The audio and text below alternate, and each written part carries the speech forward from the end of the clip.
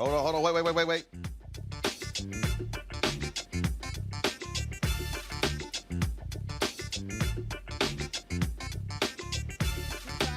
2021, Roland Martin.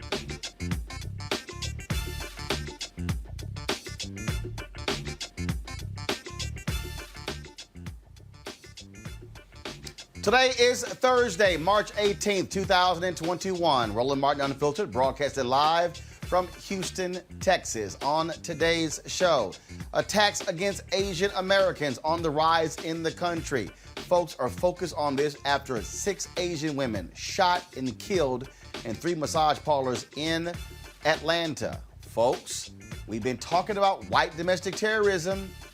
Why are we calling the guy who admitted to killing these women a kid? We'll break that down on today's show. Also on the show, a man has been arrested outside of the home of Vice President Kamala Harris carrying ammunition. We'll tell you about that as well. Also, police reforms on the ballot in a number of U.S. cities. And the new editor-in-chief of Teen Vogue steps down after an uproar from the staff over some tweets she sent 10 years ago. Did the sister get a raw deal? We'll discuss all of that and more next on Roland Martin Unfiltered. Let's go. Whatever the biz, he's on it. Whatever it is, he's got the scoop, the fact, the find. And when it breaks, he's right on time and it's rolling. Best believe he's knowing. Putting it down from sports to news to politics. With entertainment just for kicks, he's rolling. It's on go, roll, y'all. It's Roland Martin, yeah. Rolling with Roland now. He's funky, he's fresh, he's real, the best, you know he's Roland Martin now.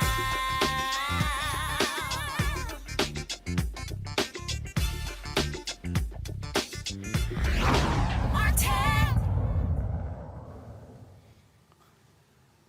Today, the U.S. House of Representatives passed the Violence Against Women Act. Republicans, when they were in control, refused to do so.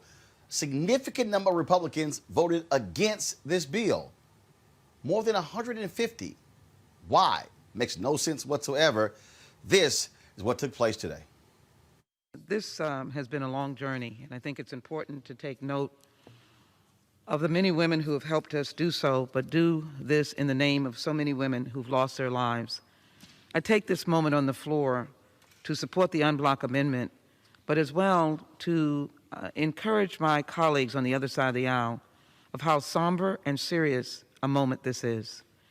That we do not take lightly to the floor, because so many of us in our own congressional districts have seen the scourge of domestic violence. We have seen the rise in domestic violence in a meteoric manner under COVID-19. It is rabid and rampant in all of our cities.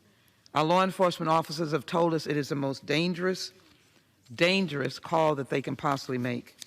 I'm particularly concerned about sex traffic victims, and I'm very glad in the manager's amendment that it has language in there that indicates that sex trafficking victims experience sexual violence and assault, and that the federal recognition of their recovery is important. We look at all aspects of this important issue in our country. The en bloc amendment represents members' concerns for improving the treatment of women and men, the LGBTQ community, Native Americans, immigrant women, culturally diverse. To the 200 plus organizations of the coalition, I want to say thank you to you for advocating with us. Writing this bill in 2018 and never giving up has been the challenge that I have taken up. I am very grateful to the many women who have joined me. And even though it was not passed when there was a Republican president, Republican Senate, Republican House, and then it was blocked by the Republican Senate, we have now come with a fully robust, comprehensive bill that responds to the concerns of those who cannot help themselves. Housing and other aspects of this. The gentlewoman's time has expired. I yield her another minute. The gentlewoman from Texas is recognized for 1 minute. The provisions that are in this bill pointedly speak to needs that have been brought to our attention by victims. This bill deals with victims. And so when you are fleeing your home because your name is not on the lease or the mortgage, we now have provided an expedited process for you to get housing with your children. We intervene and have cultural and sensitivity training for men and boys. We have a culturally sensitive or sensitivity office inside the Office of Domestic Violence so that women of different cultural backgrounds can be responded to, along with focusing on culturally sensitive advocacy groups to help those women. And yes, we do prevent a convicted person who has perpetrated a stalking or sexual assault from getting a gun. But this bill is controlled by due process in the Constitution. Let's pass this bill. Women are waiting. They can't wait any longer. Men are waiting. Many communities are waiting. We can't wait any longer, and we must pass this bill signed by the President of the United States. With that, I yield back. I'm Congresswoman Joyce Beatty, and I join my colleagues wearing white to support the passage of the Violence Against Women Act. I am a proud co-sponsor of Vawa and join President Biden in stating violence against women is the ugliest form of violence there is. So let's keep women safe and call on the Senate to pass this bill. On this vote, the yeas are 244. The nays are 172. The bill is passed.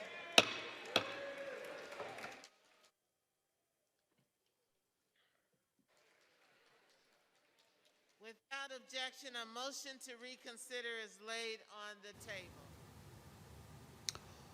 Let's introduce our panel, folks. Joining us around, Dr. Greg Carr, Chair, Department of Afro-American Studies at Howard University, Reese Colbert, Black Women in Views, and also Amisha Cross, political analyst and Democratic strategist.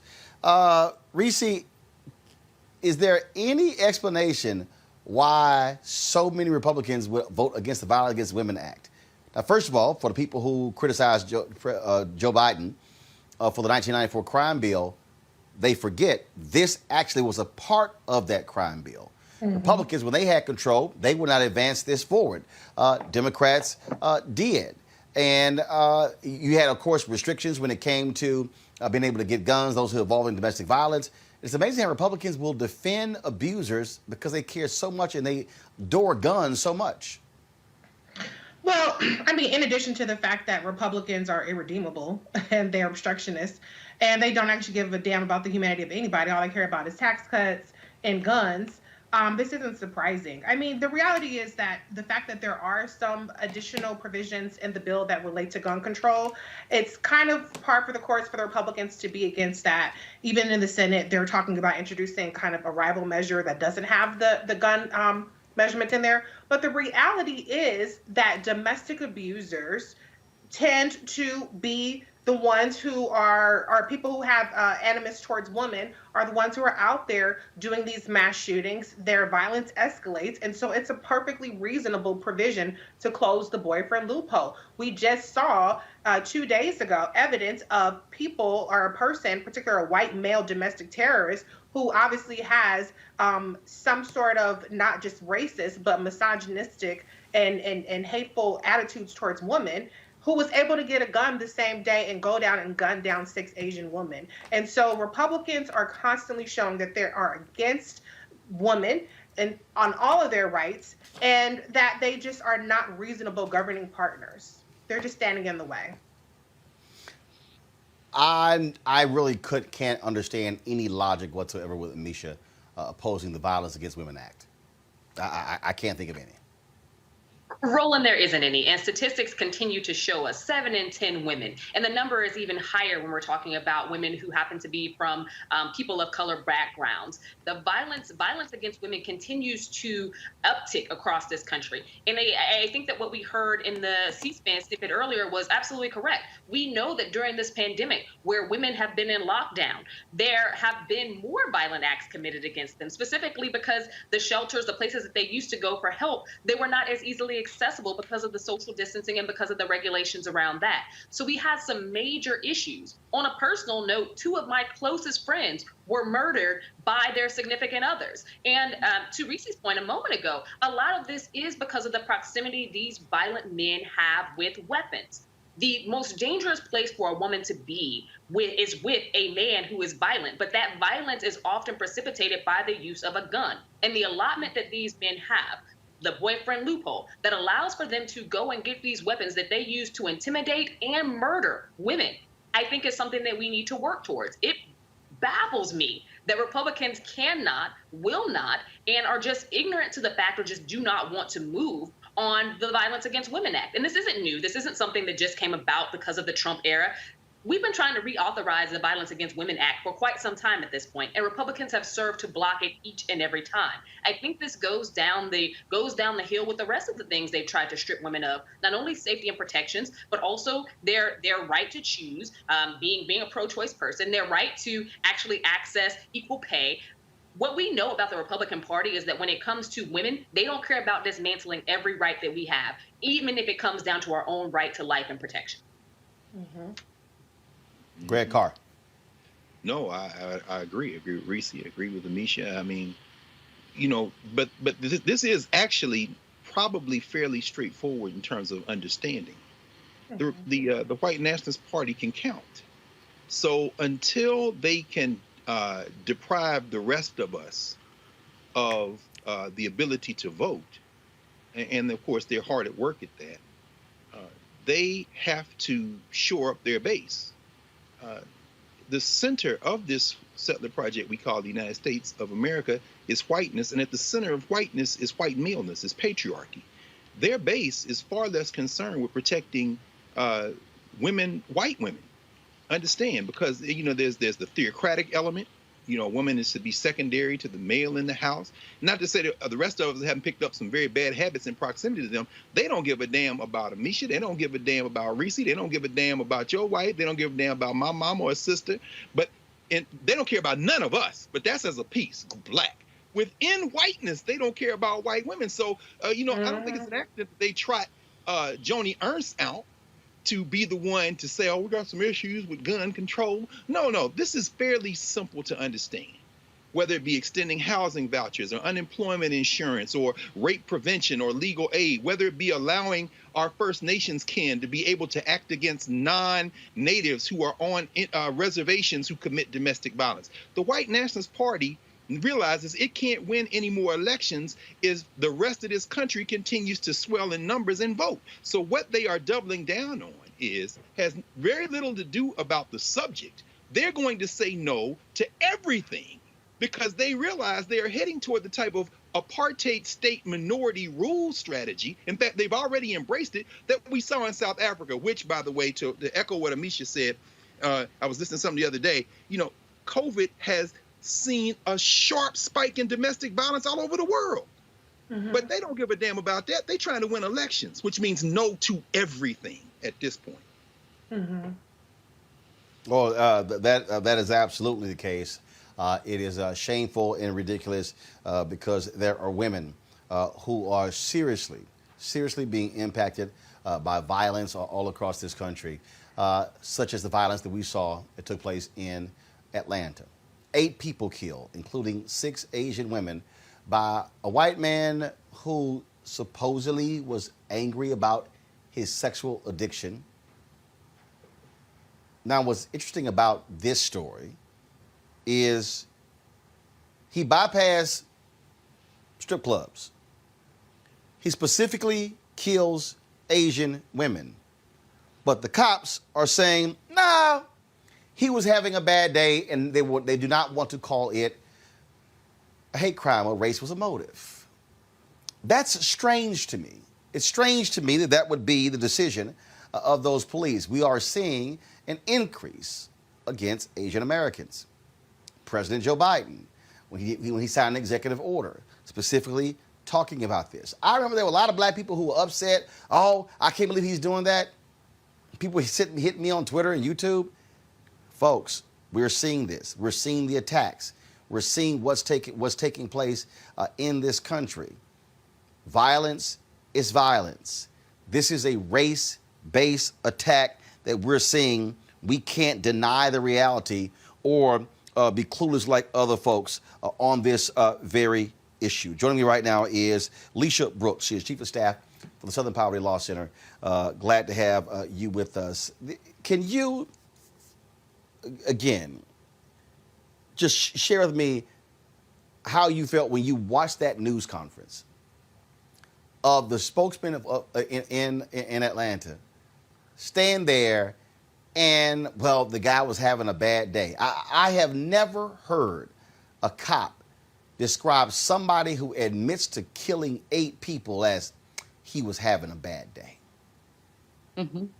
Well, thank you for having me on. He just revealed who he was. And if I could refer back to your earlier guest that was talking about kind of white nationalist talking points and white nationalist agenda, it was completely clear that he did not care anything at all about the victims of that horrific crime, that he set out to protect the perpetrator of this violent and racist act.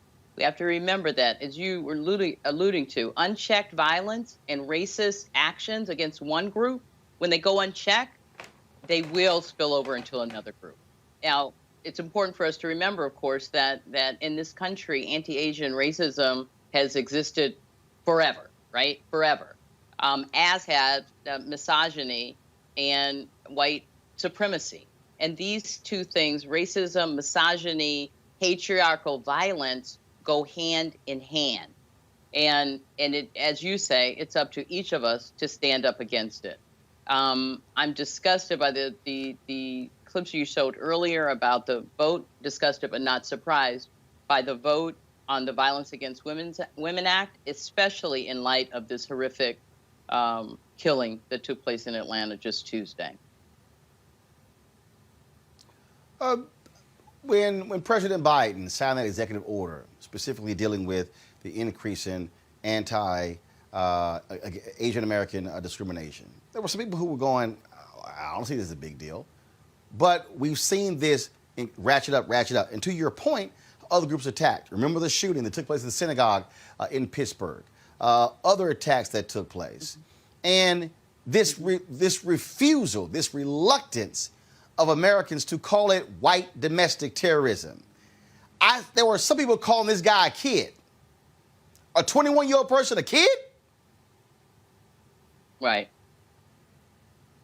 A black child would not be offered that opportunity. But let's talk about the increase in anti-Asian attacks. And of course, we could trace it back to, or this particular iteration, back to the former president and his rhetoric, his anti-Asian rhetoric, his consistent insistence on blaming, if you will, Asians and Asian Americans for the coronavirus pandemic, and his referring to it with the use of racial epithets.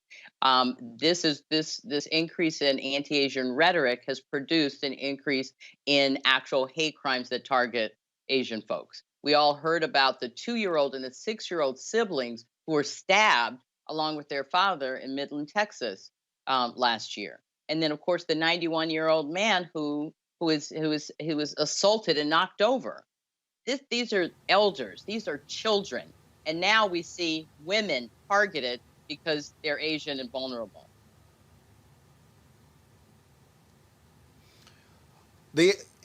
Y'all have been tracking these organizations for a very, very long time. The FBI director has testified at the greatest threat of domestic terrorism is white domestic terrorism. Yet this unwillingness to confront white supremacy, to call it what it is. And frankly, there are people in the media, mainstream media, who won't even go as far as we do in calling it what it is. And I'm going, yo, you're making this easy, but trust me, if a Muslim had walked into a nail shot and killed 6 white women, they'll be turning those communities upside down all across America. You're exactly right. We need to call it what it is. If we have a hope of changing this, if we don't call out white supremacy, if we don't call out the increase in the white nationalist movement, the Southern Poverty Law Center, as you mentioned, has been talking about this for decades, and we have tracked a continued increase in the number of white nationalist groups and individuals who they proved on January 6th that they're more than willing to engage in violence, political violence, anything to advance what they hope to see as a race war, which they believe will then return them to power and the possibility of a white ethno state. So we should not be surprised as that we'll continue to see this as we continue to mark the shifting demographics that occur across the United States, and as whites will become more of a numerical minority, we'll see a consistent uptick in these attacks. This really it's about holding on to power. Center. Yep, sorry. Absolutely. Lisa Brooks, we appreciate it. Thanks a lot. Thank you, Roland. Bye-bye. Greg Carr, I want to start with you. I saw this post by Andrew Yang that I found to be very interesting and problematic, Greg, where Yang was talking about what Asian Americans need to do to show their Americanness. And I really want to say to Brother Yang, guess what? Just like black people, you cannot assimilate into whiteness. You can't. You cannot. No. Unlike white Hispanics who can, Asian Americans, y'all can sit here and wave the flag all you want to. You can sit here and talk about the apple pie, everything else. Trust me, how you look is how they are going to target you. Absolutely. Ask the Japanese who fought for the United States military during World War II at the same time that the Korematsu decision upheld the fact that their relatives were in concentration camps in this country. So yeah, Yang, Andrew Yang's that's an interesting comment by him. He visited Howard Law School when he was running for president, and watched him have an interesting dialogue with the students there. Yang is one of those people who doesn't really have a developed cultural theory in terms of America. He thinks in terms of dollars and cents, and so he kind of leaves space open that we just heard our sister Lisa Brooks really hit on. See, the power of whiteness is in its invisibility. Racism and misogyny are twins from the same womb. Whiteness, at the center of whiteness is white maleness. You heard Lisa say that. So when Captain J. Baker, shout out to Captain J, he had to defend his brother because as another white man, he understood that this killer, that Aaron Long was, in the words of Captain J. Baker, fed up. That's important. Yes, bad day is important too, but fed up is the one I want to focus on because, as Lisa Brooks just said, there's a fear rising in this country. You talk about white fear all the time, Roland. What does Robert Aaron Long and what does Jay Baker share? As white men, they're seeing it all slip away, baby. It's starting to slip away now. And so we have to understand also, finally, that he's attacking these Asian Americans, these South Korean women and others, because he feels frustration that comes from the real center of whiteness and white maleness, which is fetishizing not just women. You don't find pornography in pre-colonial Africa. You don't find pornography in indigenous America. You find pornography, literally pornographia, the writing of harlots, coming out of Western Eurasia, chiefly France and other places. So you've already dehumanized women. And then when you talk about non-white women, you dehumanize them, but you have this fetish attraction to them that creates this internal conflict that you can only resolve by not dealing with yourself, but channeling it outward in terms of violence, self-hatred, and killing the object. So the question I would ask is, why the hell we got spas where you can go and have sex in the first place? All of this comes around the question of maleness, and at the center of maleness in this country is white maleness, and they are not going to stop. They're fed up, whether it be passing voting, blocking people from voting, or whether it be going and shooting up spas. These white men are fed up. We better wake up to this. Reese, when I see some folks, I saw some idiot Michael Coates on the YouTube chat room saying, "Oh, you're using the DNC notes. There isn't an uptick in anti-Asian American sentiment in this country." Yes, it is, dumbass. Yeah. Yes, it is. And just because I'm black does not mean I cannot call out and stand up for Asian brother or sister who's been discriminated against, just like if someone was Latino, and I would damn sure hope that folks would stand up when it comes to black folks as well. And I think there's some black folks who are, well, I don't see them standing up for us, but guess what? How somebody else acts towards me does not dictate how I'm going to act towards them.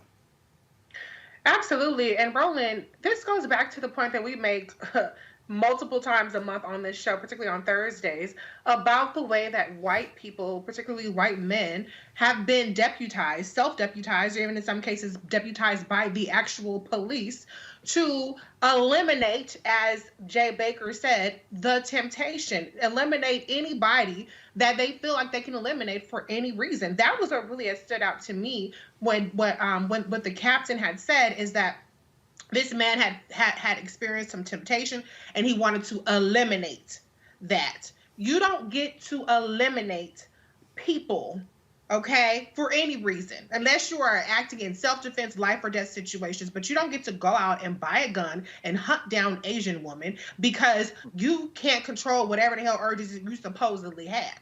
But white people have been deputized in this country to eliminate Asian women, to eliminate black people who are minding their business, to harass them, to carry out, to assert some authority over us that they do not have. And that is the pervasive problem that we are all subject to. So no, this isn't just an Asian American problem, even though, yes, absolutely, in this case, we have to stand with our with the Asian community. But that mentality that drove this attack is the same mentality that drives the racial terrorism that black people are subjected to every single day. In the same way that this captain tried to rehabilitate instantly on the spot the image of a white domestic terrorist is the same reason why we don't see justice in our case, because they want to say, oh, he had a bad day, oh, he has an illness, or he has some other situation that's a mitigating factor. There's no mitigating factor for murder, and there's no mitigating factor for terrorism.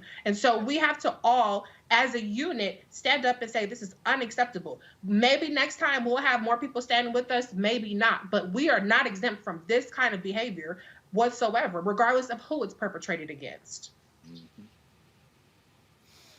Amisha, if you have a tax on Asian Americans, if you have a tax on Jewish synagogues, don't think for a second black folks are going to be bypassed.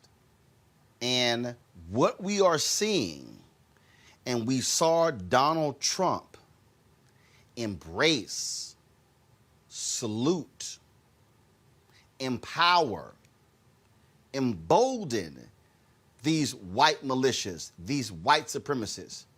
You now have Lloyd Austin, Secretary of Defense, and the military is saying that they are increasingly bothered with what they are seeing in terms of this white nationalist sentiment that is being fomented and coming and just moving throughout the U.S. military. This thing is real. And we can't just say, well, that's not us. They should worry about it. We don't have time to worry about it. No. We better be real concerned about these white militias and these white supremacist organizations. You're absolutely right, Roland. There is a bed of ignorance that comes from anyone who believes that because this is happening to Asian people, black people should not get involved. The frustration that I have with that is that we watched President Trump for 4 years castigate of color, be it whether they were people from African nations, specifically calling out those as shithole countries, talking about African Americans in places like Baltimore and our home city of Chicago, throwing all types of shade and making it seem like black people were evil, black people were a problem, black people were criminals, rapists, murderers, the exact same thing that he did to Latinos. And then comes COVID-19, and he chose to castigate people of Asian descent. He chose to make fun of Asian reporters. He chose to call this the China virus. He chose to basically, even when we saw time and time again during his administration where Asian people were being attacked, and they would ask him about it, and we saw him give a smile of glee. There was nothing that president did that did not further perpetuate a lot of the violence and the attacks that we've seen on people of color across this country. But as it relates to this this case in Atlanta specifically, I do want to say that I don't buy the WAP defense. This is a white man really sat back and had a conversation, and this is what he's going to use to try to get off, because he understands the Christian right well. The Christian right always wants to sexualize women, always wants to say that they're the threat, always wants to talk about a syntax and getting rid of porn and getting rid of, the places where women dance, the massage parlor, all of those things. I think he's falling down on this sword, knowing full well that he had a intent to target those individuals, to target those spaces, because of the demographic of the women that he was targeting. And that's it, plain and simple. And can I add to that, Roland? Because what the Asian American community is seeing is what we experience every time. When you're a person of color and you're a victim, you're the one who goes on trial. We don't know if these women were sex workers, and even if they were sex workers, that does not give anybody license to murder them. But now the onus has shifted from the fact that we're not talking about this as much as a hate crime, but we're talking about sex workers and what these women may or may not have been doing. And that's what they always do. It's disgusting. Before we even learn the name and the ages of these women, they're being characterized by the police as sex workers, or the insinuation is put out there. And that is disgusting. That's a violation of them. And I'm not saying disgusting. I'm not anti-sex worker, be clear, but I'm just saying we don't know what they were doing. And Mayor Keisha Lance's bottom, to her credit, said that these were legally operating businesses. But this is what they do. They deflect, and they put the attention, and they try to make the victims have to justify their humanity and whether or not their life was worth being eliminated or not. That's right.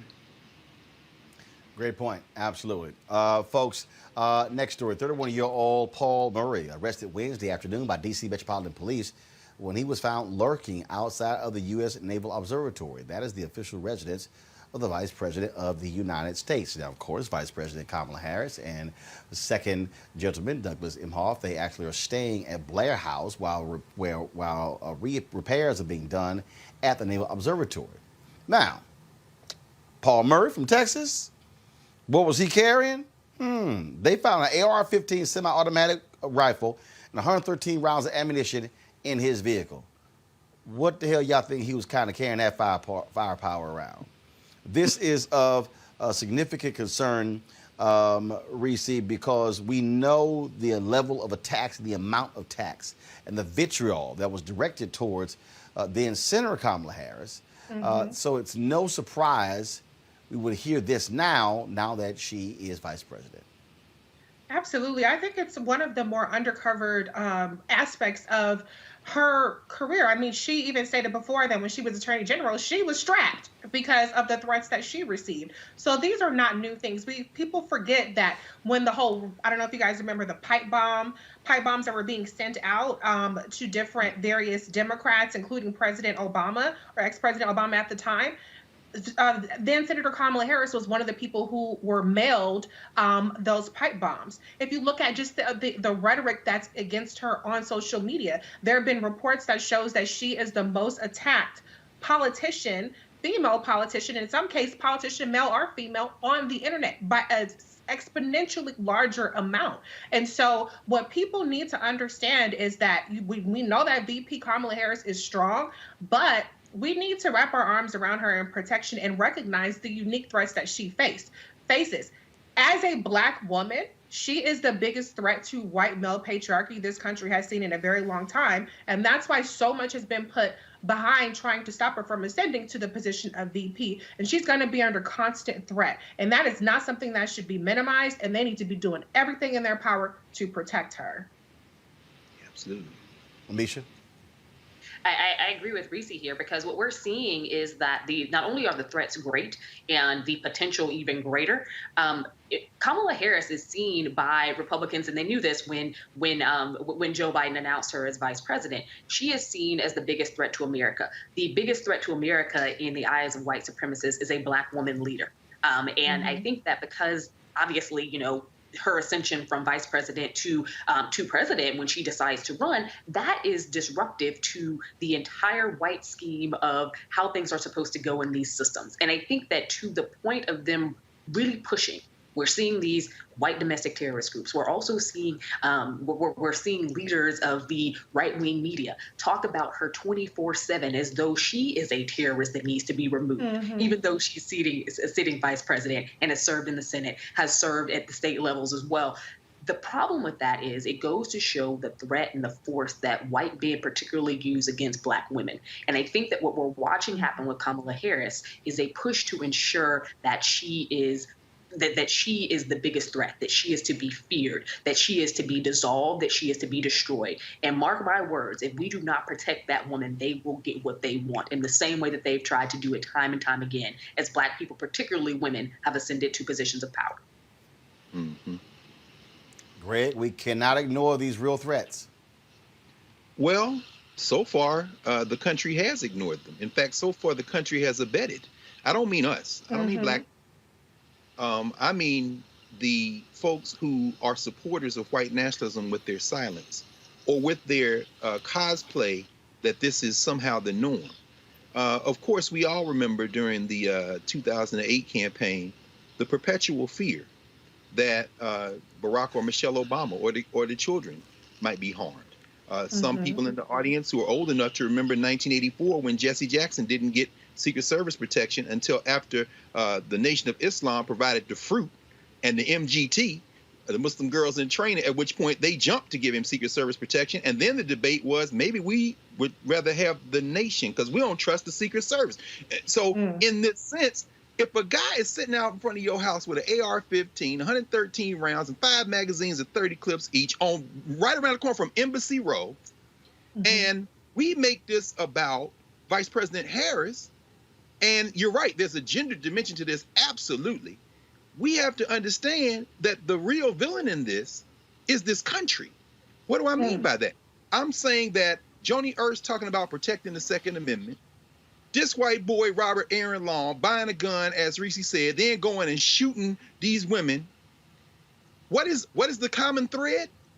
Violence by any means necessary. When you heard Alicia Brooks talk about an ethno-state, what they are saying is that we will stop at nothing. Like Amisha said, we will stop at nothing to protect what we perceive as our interests. And the only question anybody who says this is a shame should have is, what are you going to do to participate in rewriting the DNA of this country so that this sister is not, her life is not under perpetual threat? That's the only question. There are no innocent bystanders in this.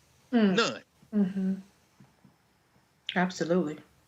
Absolutely. Folks, got to go to a break. When we come back, more on Roland Martin Unfiltered, including Derek Chauvin's trial in Minneapolis. And I dropped by my high school to see the George Floyd mural that was painted on the ground outside. I'll even show you that video. That's next on Roland Martin Unfiltered.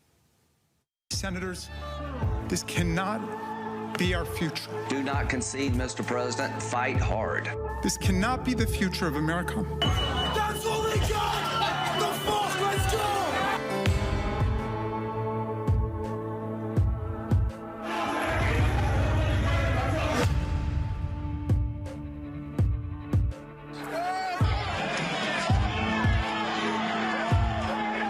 American patriots start taking down names and kicking ass. Where the fuck are they? Everybody stay down. Where the fuck is this? People died that day.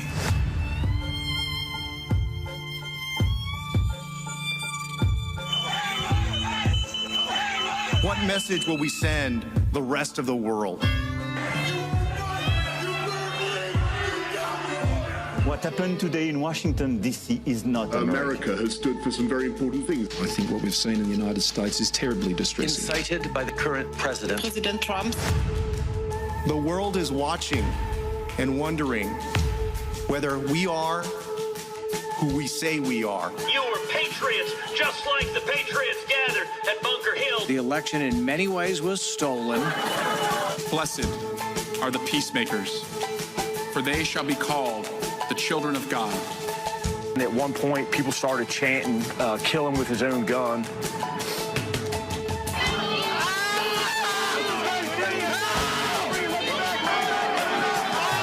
They thought they were going to die. Watching someone use an American flagpole to spear and pummel one of our police officers ruthlessly, mercilessly. We didn't need more witnesses. We needed more senators with spines.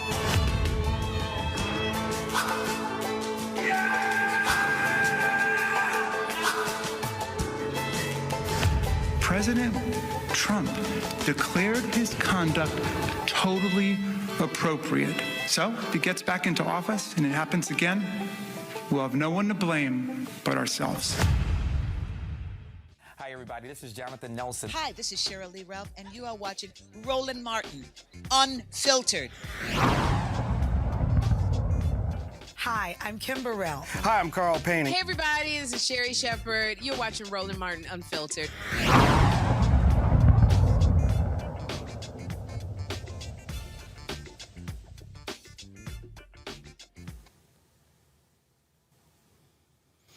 Folks, Tuesday night in Allen, Texas, a vigil was held for 26-year-old Marvin Scott. He died while in police custody in the Collin County Jail. That took place on Sunday. He was arrested earlier that day for the alleged possession of marijuana. Allen police were called to the Allen Outlet Mall by security who believed they smelled marijuana on Scott's person. According to the attorney Lee Merritt, Scott was incoherent when officers approached him, which led them to take him to Texas Health Presbyterian, where doctors signed off saying Scott was, quote, fit to be incarcerated. While incarcerated, Scott suffered several mental health episodes, leading to detention officers trying to restrain him in his cell. Merritt says the use of force against Scott was overtly physical. 7 employees have been placed on administrative leave pending an investigation.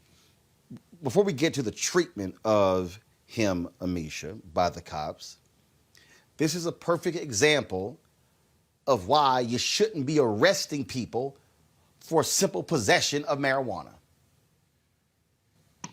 Absolutely. I don't think that you're going to find any argument there. At this point, I think that you can't be someone who stands for and supports criminal justice reform, but also is okay with people being arrested, being brutalized over simple possession of, in most cases, small amounts of marijuana. At the end of the day, right now, marijuana, the sale of marijuana from, white distributors is legal in a ton of states. White men are making money off of what they have brutalized and locked up Black people for now for over 5 decades. I think at this point, we need to revisit this process. We need to make sure that people are not getting arrested on marijuana charges in general, but also that we as a nation are really putting the onerous on these policing units because the behavior that we're seeing is completely ridiculous. And it should not take 15, 20, 30, 40 more videos before we get to a point where excessive use of force is something that is eradicated across policing entities.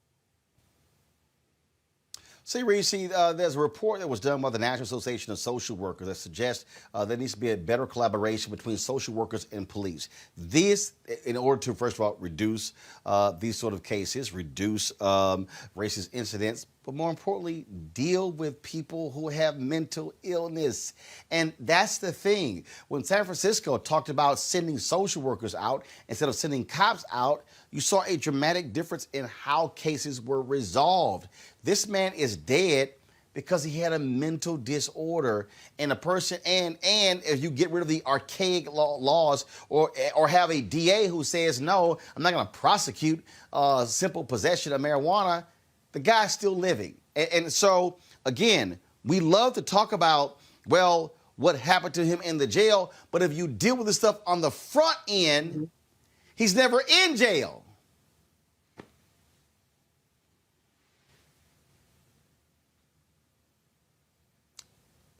Sorry, Reese's okay. on mute. I can't hear Reese. I got it. What's crazy is that there was actually a doctor who signed off on him being quote unquote fit to go to jail. Why would you sign off on sending him to be incarcerated when he's in the middle of a mental health episode? And again, to Misha's point, why is he even getting arrested over simple possession of marijuana?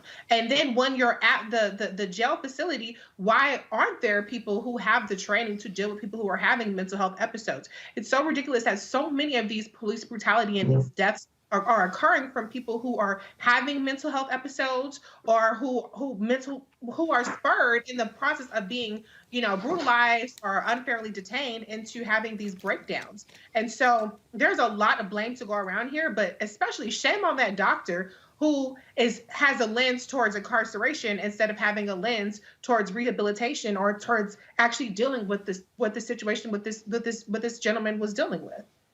That's right. Greg, cascading failure. Again, security officers call them, say, I smell marijuana. Right. Who gives a damn if your ass smell marijuana? All right? That's the first deal. Cops come there, they arrest them. And then take them to a hospital.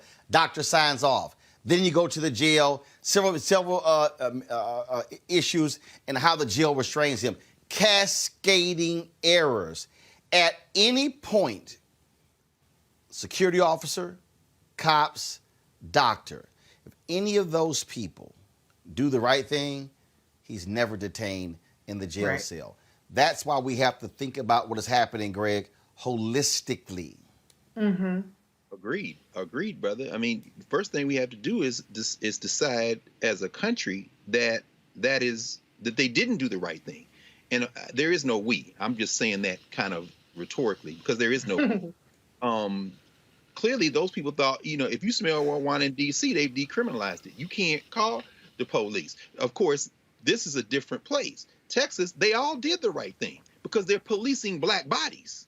Whether it be deputy police, like that white boy sitting out in front of Kamala Harris and Doug Inhofe's house, or whether it be this security guard. They see, okay, this brother Marvin Scott Jr., his parents got to now preside over a funeral. But guess what?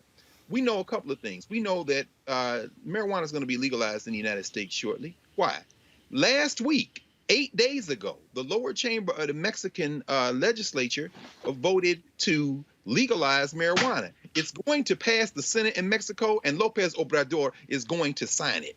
That is 2 years after Canada legalized it. Mexico got 130 million people. They are primed to be the largest exporter of legal marijuana in the world, and their major client is going to be those states in this country that have already legalized marijuana. The market, in other words, is going to force, because now the United States is going to be sandwiched between two countries that are going to be exporting. I'm sorry, number two in exporting marijuana is Canada. The business market is going to force these coward politicians to legalize marijuana. But that's not going to do Marvin Scott Jr. any good, because like Kamala Harris, like those sisters down there in Georgia, he is not white, which means every white person is deputized to regulate his life and death. And they're going to bring him back off suspension after they said, well, y'all follow procedure. He just, I guess, what the hell, not guilty. Mm-hmm. Yep. Again, and this is why, again, as we go back to is when you use the phrase defund the police, hey, this is what they're talking about. They're talking about the shifting of resources away from cops to social services. Mm-hmm. That's what they're talking about, Amisha.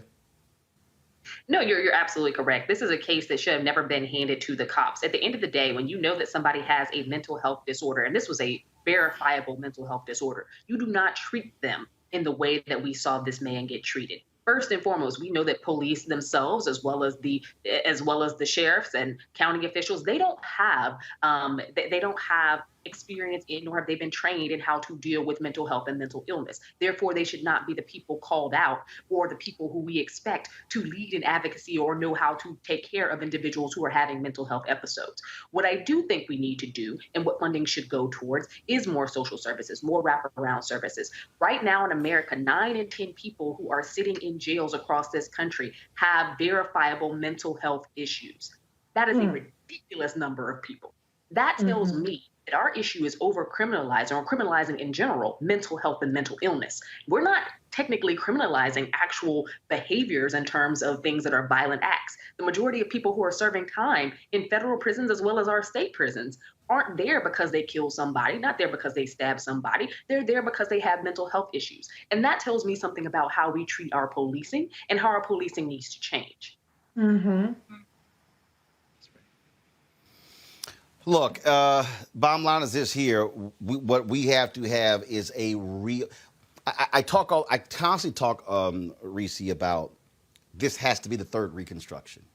Mm-hmm. And this is a perfect example of what I'm talking about, Reconstruction. we have to reconstruct. We have to deconstruct, then reconstruct policing in this country. Because what has happened, it has been driven by white supremacy. It has been driven by this white supremacist-fueled law and order, which means keep all of them in check.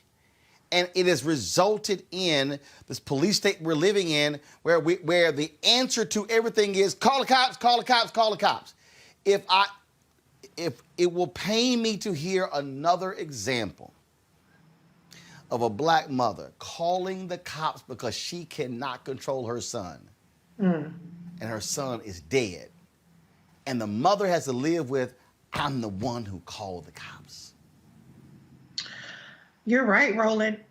But you know what? Honestly, the onus is going to be on the white people in this country to determine that they're willing to give up their white supremacist deputies and the ability to have that power to police, eliminate, and oversee everybody. And to be honest, there are plenty of victims of police brutality that are not black, that are not Latino, that are not Asian, that are actually white Americans. But that's what they're willing to do to deal with in order to keep that oversight and that brutality against the rest of us. And so there's a reconstruction that needs to happen in this country, but unfortunately the system is acting as it's designed for who it's designed for, which is to keep us in this white nationalist state. And I don't want to sound like I'm being hyperbolic here, but this is how it's supposed to work. It's supposed to keep us subjugated. It's supposed to make sure that we can turn a situation that should be so minor, such as drug possession or a failure to signal, in the case of Sandra Bland, or any number of things, selling Lucy cigarettes, and I can go on and on and on, into executions, extrajudicial executions. That's what the system is doing because that's how it's been designed to work for so long. And until white folks say, this is enough, then we're going to all be subjected to it. Maybe we can get some legislative progress with, for instance, the George Floyd Justice and Policing Act. Maybe we can get some progressive prosecutors. Maybe we can get some work done here and there. But the system is always going to work as it's designed until people are fed up with it enough. That's right. That's right. Greg, final comment. No, I agree. I mean, Reese is right. I mean, it's interesting. The National Association of Social Workers, which has a black caucus, has a position, and it's not uncomplicated. The social workers are an extension of the police, at least historically, as we've experienced them. And so, while this cahoots squad out there in Oregon, Eugene, Oregon, crisis assistance, helping out on the streets, I don't like the acronym. Why you in cahoots with the police? Yeah, I would prefer to see you than them. But as you say, I don't trust any of y'all because our experience with social workers has often been, these are the people that take your children. These are the people that don't approve your adoption. These are the people who decide on a standard that they bring into your house that these people aren't safe in your own house, which is why I would be very much more interested in seeing what the National Association of Black Social Workers, 1968 started, have to say on this issue. I'm thinking about my man Joe Benton, who was the immediate past president. It'd be interesting to hear what the National Association of Black Social Workers have to say, because they have been fighting a war inside social work on these very issues of don't even call the social workers, y'all. Please don't call the social workers. And so, what Amisha just said and what Reese just said, it makes so much sense. This is a structural arrangement that is functioning just fine, but it's getting ready to explode because the demographics is going to explode under the weight of the demographics. So we got to reconstruct this whole thing. This ain't about tinkering around the edges. Folks, jury selection continues in Minneapolis in the trial of Derek Chauvin, the former Minneapolis cop on trial for the murder of George Floyd. That will continue. We've been live streaming that, so that's why if you want to see the proceedings, all you got to do is come to Roland Martin Unfiltered, come to our YouTube channel, our Facebook channel, also our Periscope Twitter feed, and we're actually been streaming that content every single day to keep you abreast of what's going on. A little bit earlier, I had a chance to go to my high school, Jack Yates High School, which is also the alma mater of George Floyd. I recently created a $25,000 scholarship for students at Jack Yates, and one of the local TV stations at KHOU interviewed me in front of Yates. And so while I'm there, y'all, and this was, trust me, not planned at all, Earlier in the day, I was doing a Microsoft discussion with two of George Floyd's brothers. So while we were there, while I was out there, like literally right after I shot this video, because if y'all play it again, what's on the ground there, you see Black Lives Matter painted in the colors of Jack Yates, crimson and gold.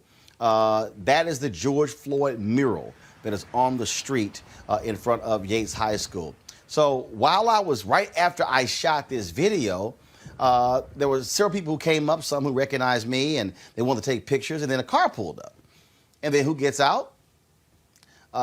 George Floyd's daughter, Gianna Floyd. This is the photo. So I had a chance to chat with her, take a photo with her. And so this is us standing out there on the street in front of that mural right in front of Jack Yates High School. One of the things that we talked about today in the conversation with the Microsoft, it was worldwide with the Microsoft folks, Greg, and I kept talking about the aftermath, where we stand, and all of these companies making promises and we're going to change this and do this. And I remember last year when I spoke at Walmart for King Day, and the CEO was there, and I said, you are so large that if you, Walmart, decided to, in a very aggressive way, tackle the issue of race, deal with DEI, deal with the real issues, deal with lack of black executives, you by your lonesome could change the entire industry because you are a behemoth. We're seeing in Georgia, Greg, the pressure being put on Coca-Cola, Home Depot, UPS, and other companies. The pressure being put on them to speak out against voter suppression. Not say, hey, we're allowing the Georgia Chamber of Commerce. No, your own independent response. The aftermath of George Floyd, 3 months, in 2 months, we'll be dealing with the anniversary commemoration of his death. And I say this is not a moment where we allow corporations to say we're with you, but then not show accountability to show you're actually with us. I'm talking about show us your increase in black businesses. Show us how many you're now supporting. Show us how you've expanded your talent pool. Show us your relationship with HBCUs.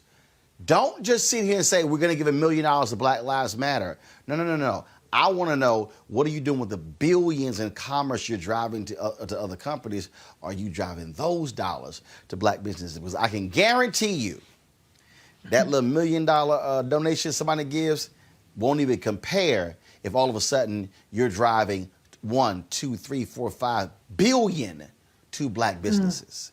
We as black people, Greg, have got to stop getting caught up and emotionally charged up with that $1 million donation to the NAACP or Black Lives Matter or the Urban League or the NAACP Legal Defense Fund. No. Y'all giving $1 million while over here your market cap is $260 billion. Right. Well, I mean, when you approach the mega corporations, their response will be, to quote Richard Pryor, I ain't got to show you shit. Because it's capitalism. This is how capitalism works. You know, you have to hit capitalism with capitalism. In other words, and I don't mean that capitalism is the best system at all. I'm saying you have to hit capitalism where they hurt. And where they hurt is profits. I mean, and I know in a minute you're going to talk about the sister Alexi McCommon. You know, the only thing happened between Alexi McCommon taking that job at Teen Vogue and today, his name is Robert Aaron Long. And then when Ultra Beauty and Burt's Beads and like, hey, Teen Vogue, they jumped. They made her walk the plank. Now, what you're saying in Georgia, until Coca-Cola says the same thing, but guess what? Y'all still drinking Coke. It broke my heart the other night to hear Tamir Rice's mother come for our sister Tamika Mallory, who basically moved to Louisville to fight for Breonna Taylor. But I understand why, because these companies dropped 15 cents, $90 million, into a situation, And we over here, getting back and forth. Where's the money? Mike Brown, Dad, where's the money? But guess what? Y'all ain't turned off the recording industry. You didn't turn off the Grammys. Why? And I ain't got to show you shit. In other words, until you make me feel the pain, as you always remind us, Dr. King said near the end of his life, I ain't got to show you shit. You just did a 2-hour thing on black media and advertising companies and everything. You even got our brother Byron Allen to the table to talk about it. At the end of the day, the only way this is going to change is when we are organized enough to redistribute the pain, in the words of Martin Luther King. When that happens, they'll get up off diversity, because, see, diversity is a code word for whiteness. They'll sprinkle a few black employees around it, and they'll get to equity. Equity is when you got to redistribute these resources. And redistribute the pain, Reese, was in the words of Dr. King, but it came from Reverend Jesse Jackson Sr. Y'all listen to the speech. He quoted Reverend, but I just want to let y'all know that. Just go ahead. But the point we're laying out here, Reese, is that we cannot let, and I keep saying this, and people, and I'm going to keep saying I'm blue in the face.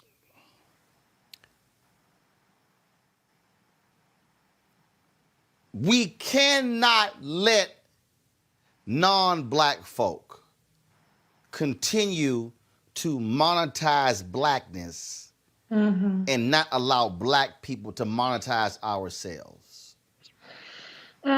We simply cannot do it. We simply, the reason the other night we were talking about black targeted versus black owned media, you keep giving money to black targeted, that ain't going to black people.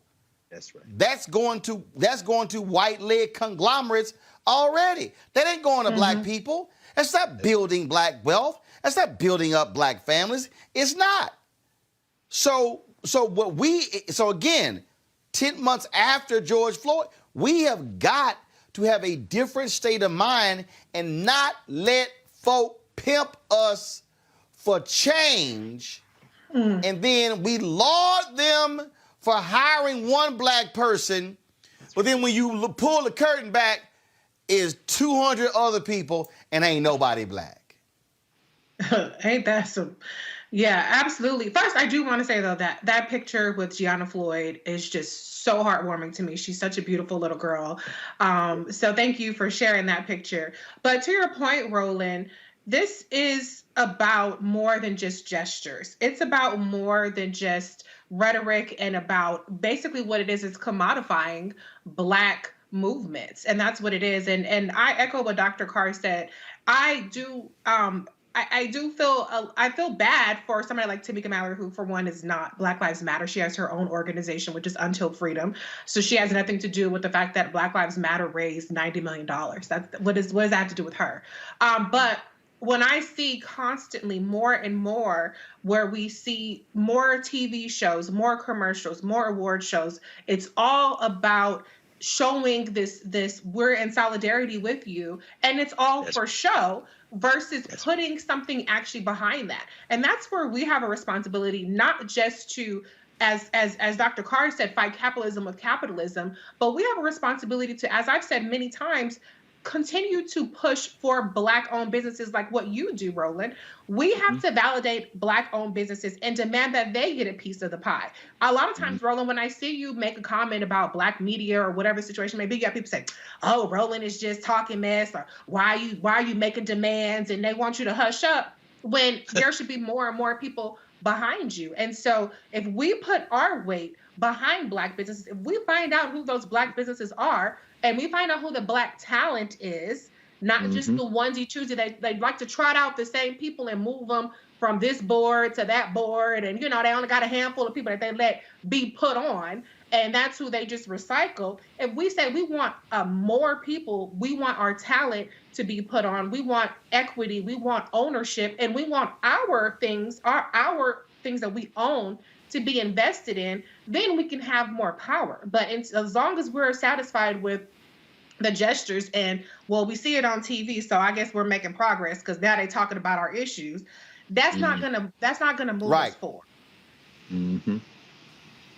The thing here, Amisha, for me, is it's 2021, and when so-and-so is the first black woman to do this, and so-and-so is the first African-American to do this, so-and-so is the first, and oh man, hey, Ross Brewer was named CEO of Walgreens, and this person became executive vice president.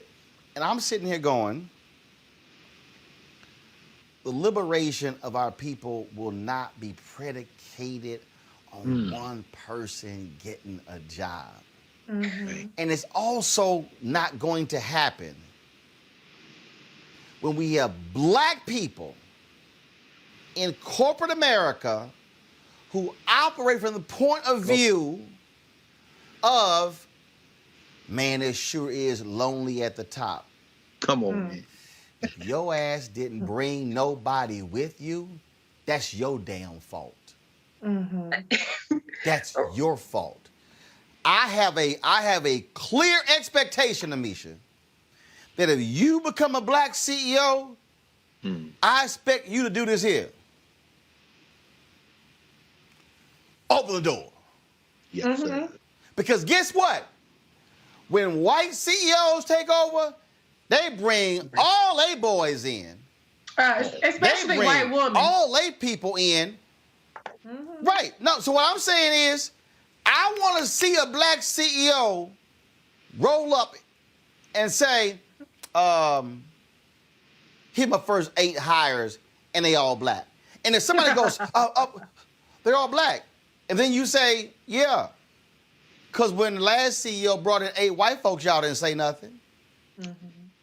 See, Amisha, if we're not intentional, all we doing is celebrating one person getting a check and everybody else still starving. That's right.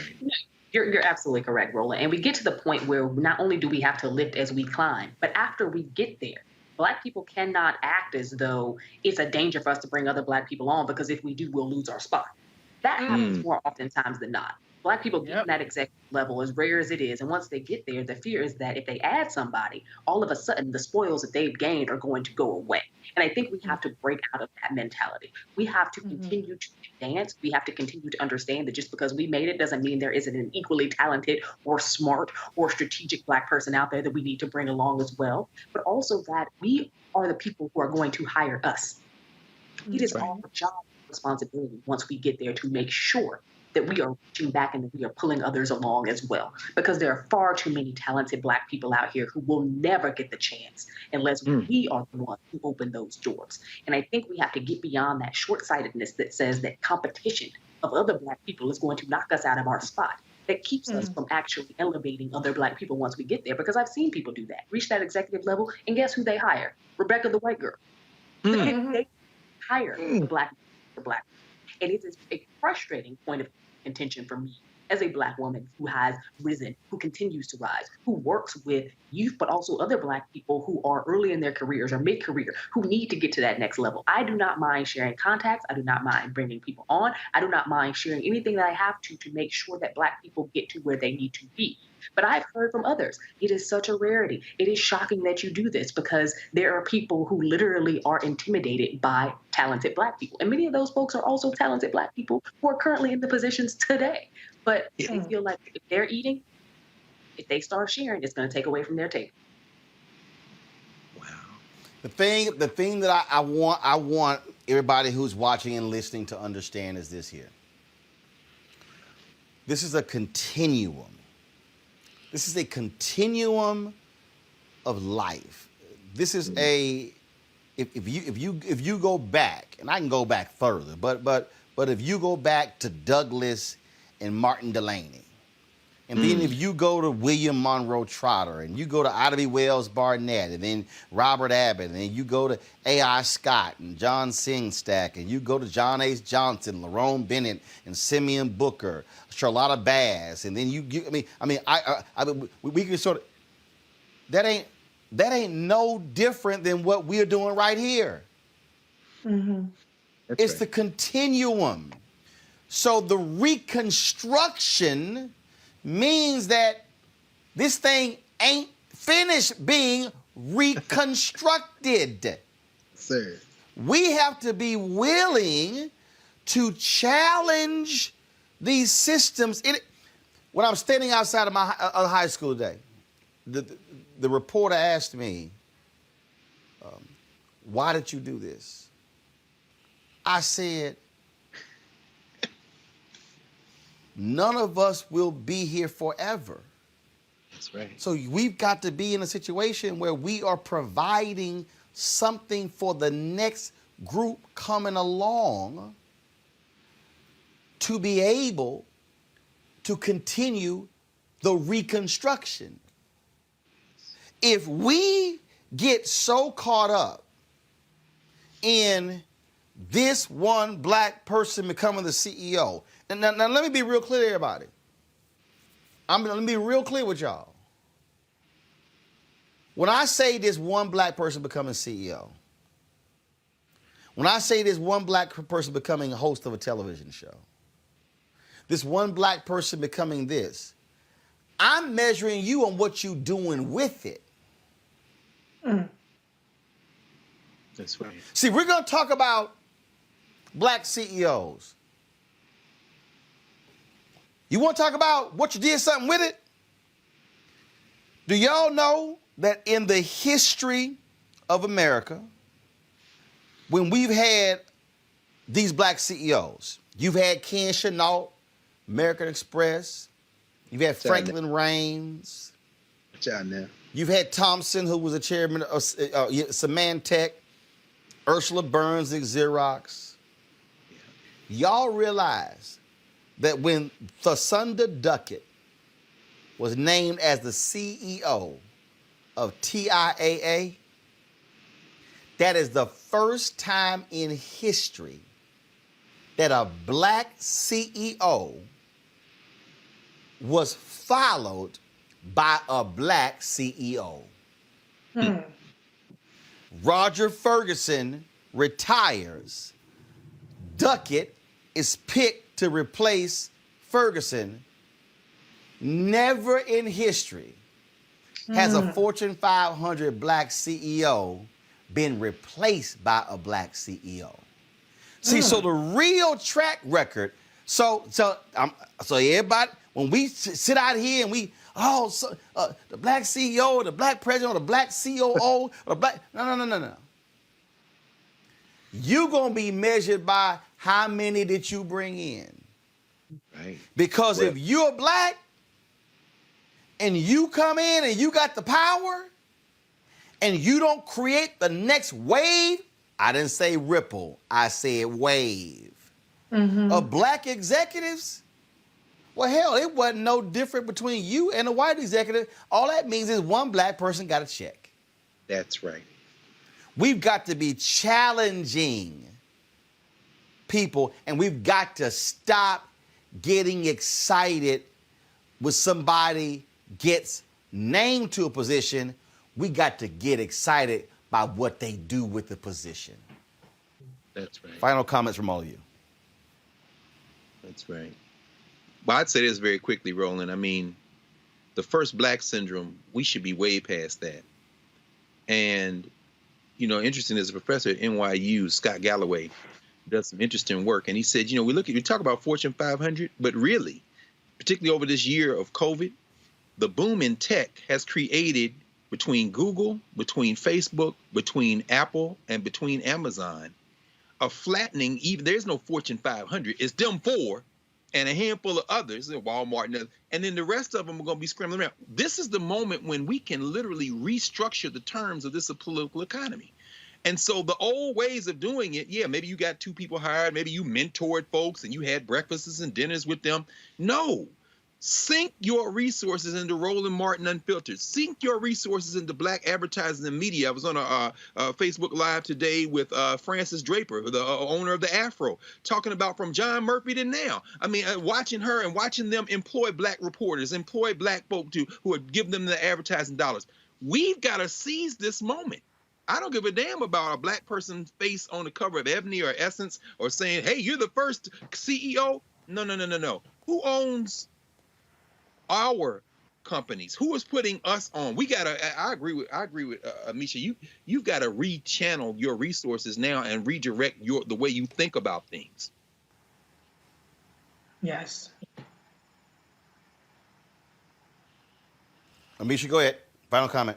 It was the thing here that I think is extremely pivotal and important for everyone to recognize is that, yes, and that statistic you gave about TIAA, I didn't recognize myself, but I do think that it's very important that when Black people get into these leadership positions with all the might, the fight, and everything it took to get there, because I'm not diminishing how difficult it is to become a CEO or executive at the highest rungs of many of these institutions that have fundamentally been white and intend on staying white for as long as possible.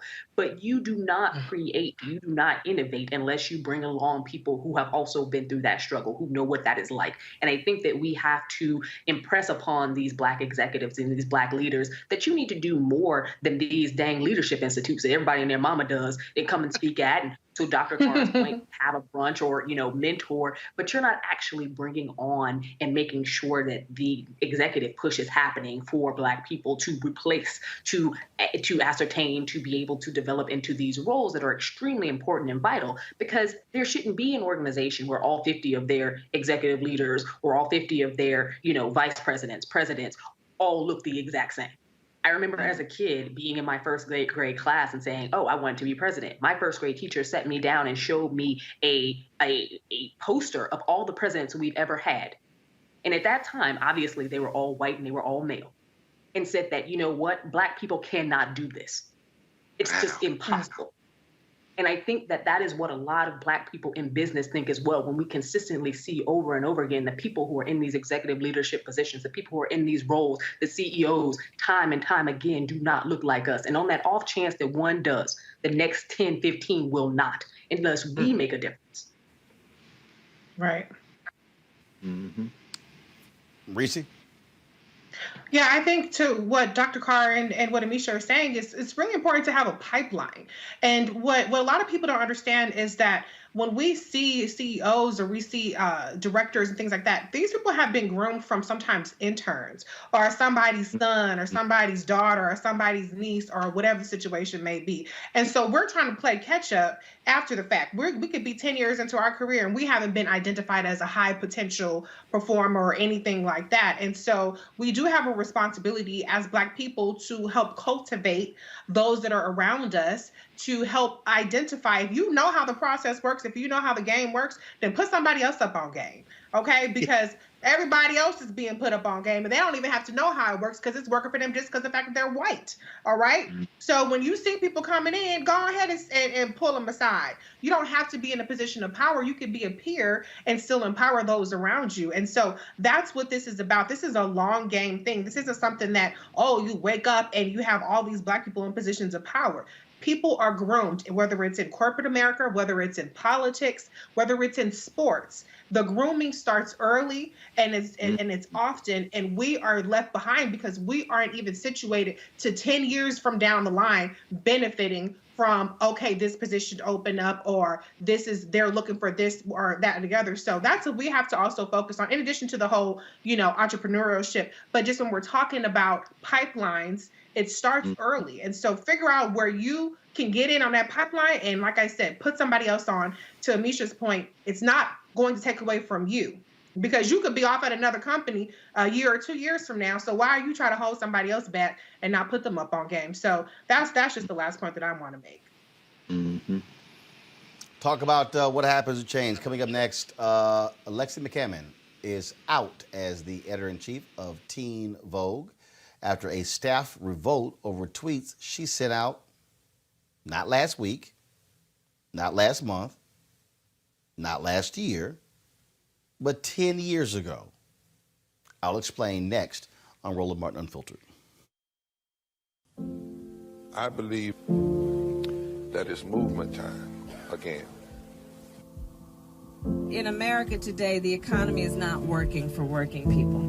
The poor and the needy are being abused. You are the victims of power, and this is the abuse of economic power. I'm 23 years old. I work 3 jobs. Work 7 days a week, no days off. They're paying people pennies on the dollar compared to what they profit, and it is time for this to end. Essential workers have been showing up to work, feeding us, caring for us, delivering goods to us throughout this entire pandemic, and they've been doing it on a measly $7.25 minimum wage. The highest check I ever got was nearly $291.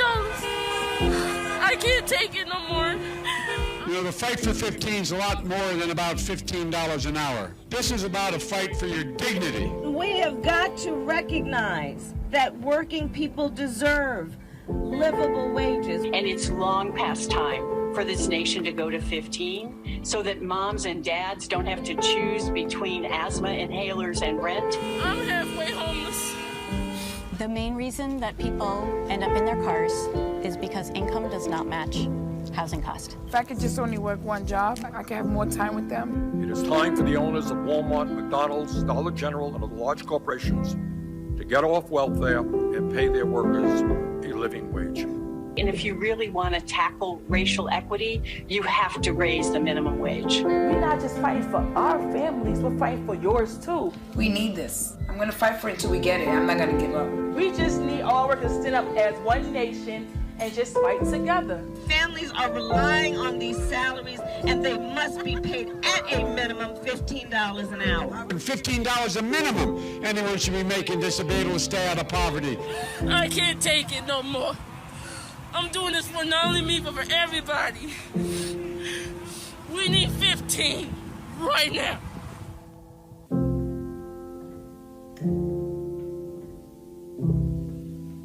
What you're speaking on is taking risk. What you're speaking on is sacrifice. What you're speaking on is actually putting yourself in the mud to be in whatever positionality you play in this society.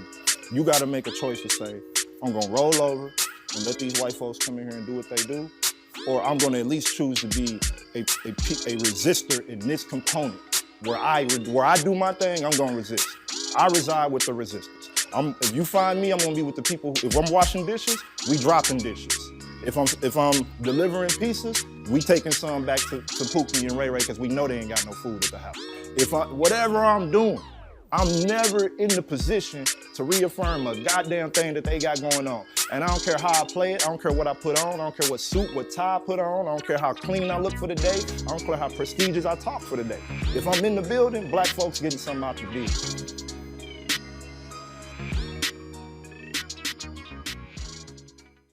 Hi, I'm Vivian Green. Hey everybody, this is your man Fred Hammond, and you're watching Roland Martin, my man, Unfiltered.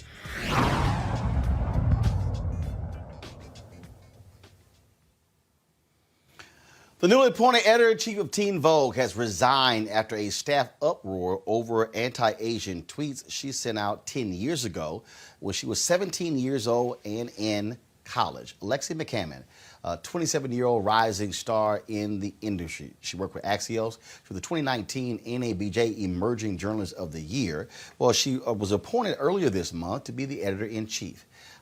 What then happened was there were staffers who blasted her because of tweets that she sent out 10 years ago. Now, she addressed those tweets 2 years ago, apologized for them, deleted them, but now they come back and lead to her resigning her position. She posted a statement on Twitter. I'm going to read that statement. If y'all have that statement there, go ahead and pull it up, please. But in the statement, she said that they parted ways. That is, she as well as Condé Nast, who hired her, agreed to part ways. Allow me to read this for you, folks. And this story, I was actually on a call earlier and saw this, and here's, I know her, I know Alexi, like I said, she's in NABJ, but it still was shocking to lots of people how this whole thing went down that forced her. She said, I became a journalist to help lift up the stories and voices of our most vulnerable communities. As a young woman of color, that's part of the reason I was so excited to lead the Teen Vogue team in its next chapter. My past tweets have overshadowed the work I've done to highlight the people and issues that I care about. issues that Teen Vogue has worked tirelessly to share with the world. And so Condé Nast and I have decided to part ways. I should not have tweeted what I did, and I have taken full responsibility for that. I look at my work and growth in the years since and have redoubled my commitment to growing in the years to come as both a person and as a professional. I wish the talented team at Teen Vogue the absolute best moving forward. Their work has never been more important, and I will be rooting for them. There are so many stories left to be told, especially those about marginalized communities and the issues affecting them. I hope to have the opportunity to rejoin the ranks of tireless journalists who are shining light on the issues that matter every single day. Reese, there are very few African Americans who hold the top spot among mainstream magazines. Very few. Very few at Condé Nast. And to be 27 years old to be the EIC is also a pretty big deal. Now, as I said, the tweets were posted 10 years ago. She was 17. The controversy erupted 2 years ago. It comes back in 2021. So the question a lot of people are posing is she supposed to apologize every time she gets a new job? Is she supposed to lose opportunities because of what she posted when she was 17 years old? The question is, can we forgive somebody who made a mistake when they were 17? Because what she tweeted was wrong and horrible.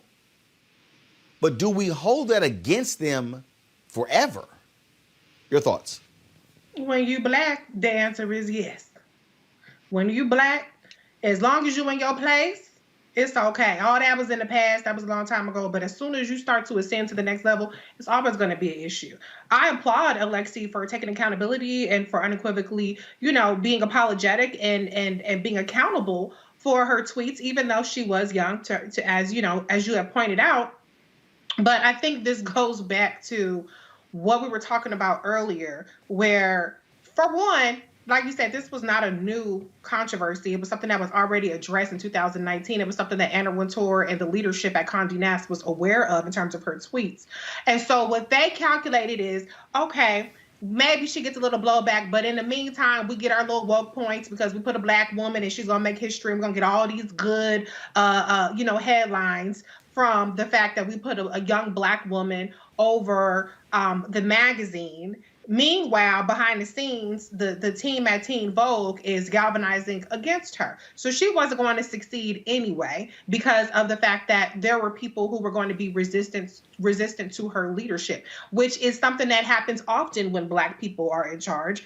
I'm not excusing or even addressing her tweets in and of itself, but it probably would have been something else. Let me just put it like that. But the bottom line is that Condé Nast got what they wanted, which was the good publicity and the good feedback from making this history with Alexi, only to turn around and throw her under the bus and allow her to fall on her sword. It's unfortunate timing that, the events that we've seen unfold over the last couple of days. Obviously, it's unconscionable to try to defend anything that has any kind of anti-Asian rhetoric, but at the same time, it's just kind of like now you just want to make an example out of her. So at the end of the day, what she said was wrong. She took accountability for it. I hope that this doesn't ruin her future. But we've seen time and time again, it's even happening right now with Kristen Clark. It's happening with all these women of color nominees talking about their tweets. It doesn't matter how benign the tweets are. If you're saying anything that they don't like, they try to smack you back down. And so my whole thing is, let's see who they put after Alexi. Let's see if this was all just a gimmick to like I said, get those good headlines and those cool and those woke points in as we are dealing with this racial reckoning. And let's see what they do now. Because if it's just, okay, well, we tried the Blackie for a couple of weeks. She had some tweets, which we already knew about. Now she got to go. Let's go back to status quo. Then I would say they all full of shit. Mm-hmm.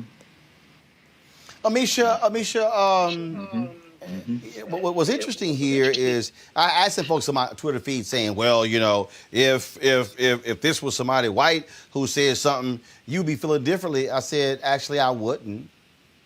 If that was somebody white who had some awful tweets at 17, first, I am factoring in you're 17. That's first. 17-year-olds do stupid shit. I can tell you right now, I've warned every single one of my nieces and nephews about things that they have tweeted. And in fact, there have been times when I've seen stuff and I called them and I've said, delete that bullshit. Take that down. And I've actually said to them, be careful what you tweet because that could very well impact your career down the road and you didn't even realize it. So you just tweet it in the moment because you just being young and dumb and trying to be cute. But I literally sent them this story today. But one of the things that I keep hearing from people is that, oh, you had folk on the inside who were targeting her and who didn't want there to be a black editor. First of all, that was one of the theories I've heard. Another theory was that, hey, when you make a mistake, you have to keep atoning when anyone asks. Sorry, I disagree with that one. I think your work determines how somebody can now judge you. Your work determines that. But I dare say, Misha, the third thing with this particular story here, which people still haven't even dealt with me, at what point is she allowed to keep living and breathing? I remember when Mark Halperin said it to me, well, am I supposed to never have a job? And I said, well, first of all, Mark, you apologize in an interview, but you have never apologized personally to the women who you were masturbating behind your desk. Oh, no, I said, no, bro. I said, no. You playing games here. This here, to me, is a moment where, and it's not because I know her, it's not because she's black, it's a moment, Amisha, where you say, first of all, now I really can pressure you, and you're going to have to do extra to show us you mean business. The next person don't have to. I think it was a mistake on the part of the staff not to accept her additional apologies and then say, we're going to judge you on what you do the next 6 months to a year. We'll be watching. To me, that should have happened. It's frustrating, Roland. And you know, I'll preface this with saying that I know Alexi personally. The frustrating part here for me is that they're holding her accountable for something not only that happened at 17, but something that she has apologized 70 times 7 already. Like, this has been covered and covered fully. And it was something that they knew about before she came on and something that she knew she was going to face when she got there because those ripplings happened. A lot of this is blowback because there are many people within this industry who just don't want to see a young black woman rise to an editor level. They just don't, especially at a historically white spot.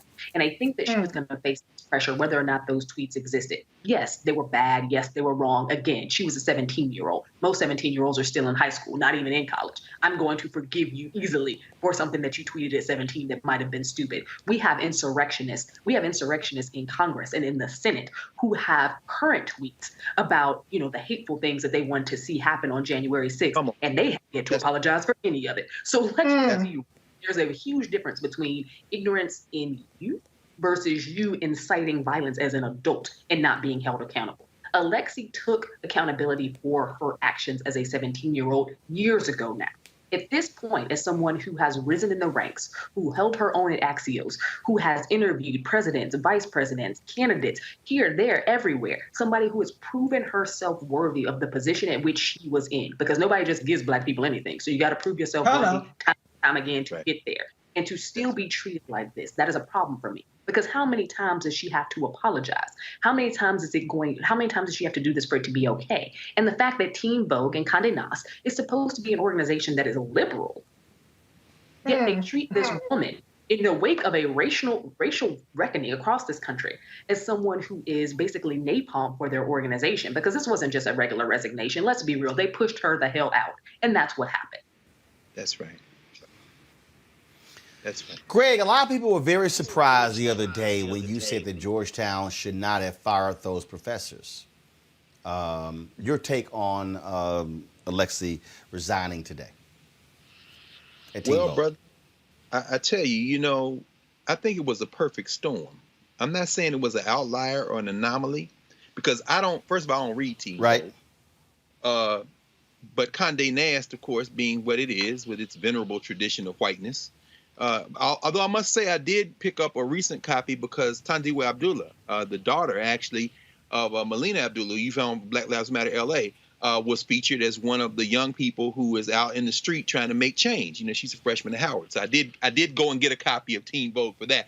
But this sister is the third Black to be promoted to editor-in-chief there. I mean, Elaine Welterworth was 29.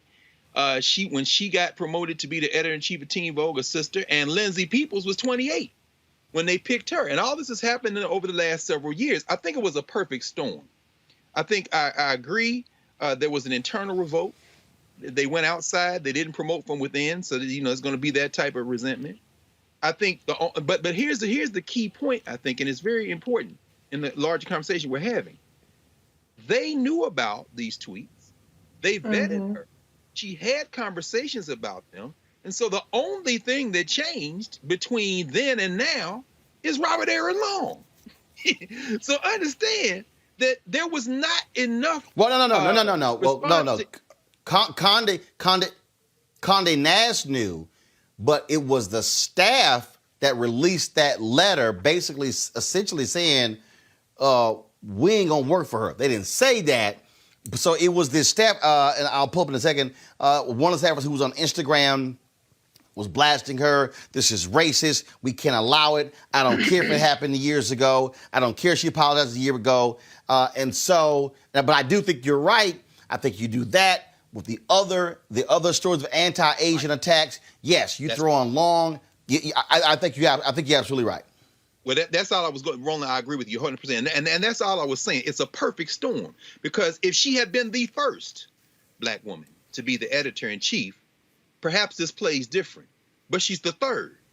So they could hide behind the other two sisters. I mean, I just think that, again, the calculus of how we have to, as Black people, and how we have to, as Black women, in certain circumstances, Black men in certain circumstances, try to do this trigonometry of race to navigate these treacherous shoals. And then you got an internal Hunger Games going on with other non-white staffers deciding they're going to go out on strike. My question is, at the end of the day, when do we exercise, going back to the thing we've been saying over and over again today and throughout the history of this platform, this broadcast that you're building, when do we marshal our collective strength so that when one of us finds themselves out in harm's way, they are not left with anything other than the apologizing the way she did, trying to hold on and hoping Axios. Wasn't that Mike Allen? Didn't he get in trouble? Yeah. I mean, hoping that she can be rehabilitated at 27. That blows my mind, brother. 27 years old, and she got to worry about whether she's going to work again. That is inconceivable, except you are in a position where white institutional power can have complete sway over your life chances because we haven't continued to develop or extend the spaces that can be counterweights to this world where whim can converge, and now you out of a job and worried about the rest of your career.